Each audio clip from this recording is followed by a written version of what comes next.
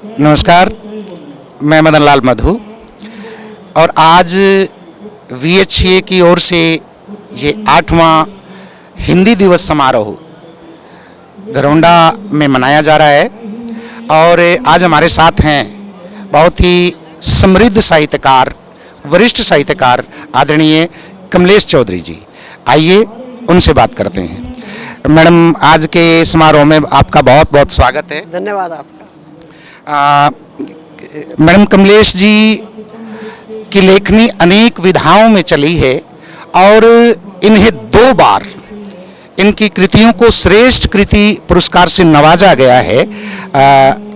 हम जानना चाहेंगे कि मैडम कौन कौन सी वो कृतियां आपकी हैं जिन्हें हिंदी साहित्य अकादमी की ओर से श्रेष्ठ कृति पुरस्कार से नवाजा गया है।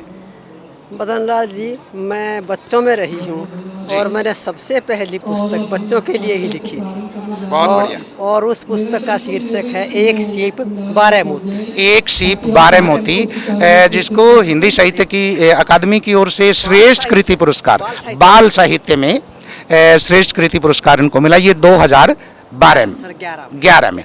अच्छा, एक पुस्तक और आपकी जिसको श्रेष्ठ कृति पुरस्कार से नवाजा गया है, वो कौन सी? देखिए मदन लाल जी, मैं देहात में पली बड़ी हूँ और मेरा जीवन सारा गांव में बीता है जी। और मैंने गांव को जैसे बदलते हुए देखा जी। जैसे मैंने वोट की राजनीति से गांव को बिगड़ते हुए देखा जी। जैसे मैंने पेस्टिसाइड को और इस तरह की चीज़ों को से मैंने कृषि को बर्बाद होते हुए देखा।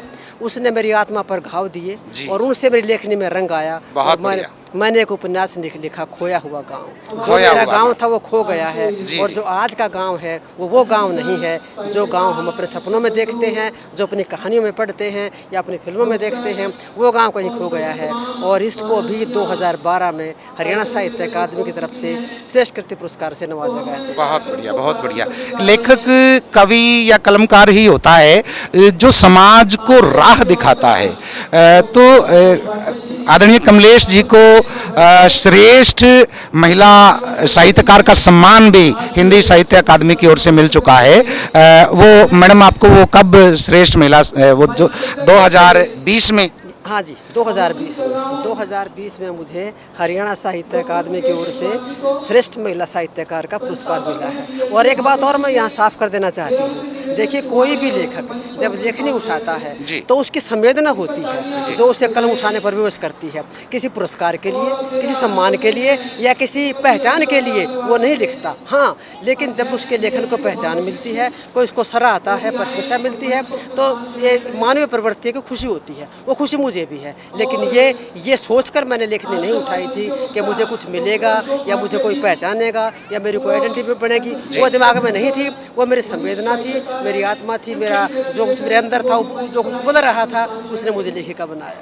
निश्चित रूप से आपकी कलम से पहचान मिली है और VHA फाउंडेशन की ओर से ये 8वीं बार लगातार हिंदी दिवस समारोह का आयोजन किया जा रहा है। और इनकी जो कोर कमेटी है, उन्होंने ये चयन किया कि जो श्रेष्ठ साहित्यकार हैं, जो श्रेष्ठ कलमकार हैं, उनको इस फाउंडेशन की ओर से सम्मानित किया जाए। और आज आपका चयन इस सम्मान के लिए हुआ है। क्या कहना चाहेंगे? इसके लिए मैं डॉक्टर साहब का आभार व्यक्त करती हूँ और इसके लिए नहीं कि वो मुझे पुरस्कार दे रहे हैं, इसके लिए कर रही हूँ कि वो मानवीय संवेदनाओं को बचाने का प्रयास कर रहे हैं। बिल्कुल। क्योंकि जिस आदमी ने लेखनी उठा ली, उसने चाहे कहानी लिखी, उपन्यास लिखा, कविता लिखी, चाहे किसी दूसरे का देखकर कुछ लिखा, लेकिन ये मानकर चलिए कि जिसने लेखनी उठाई है उसके अंदर संवेदना बची हुई है और वो संवेदना हमारी पूंजी है, वो हमारा भविष्य है। हमें वही बचाएगी, वही जंग लड़ेगी, वही विद्रुपताओं के साथ जंग वही लड़ेगी। तो जो ये संस्थाएं कार्य करती हैं साहित्य को, देखिए साहित्य में आवक नहीं है। आज का युग आवक का युग है कि जहाँ से आवक होगी वहाँ आपको प्रायोजक भी मिलेगा, वहाँ आपको सहायता भी मिलेगी, वहाँ आपको पैसा भी मिलेगा।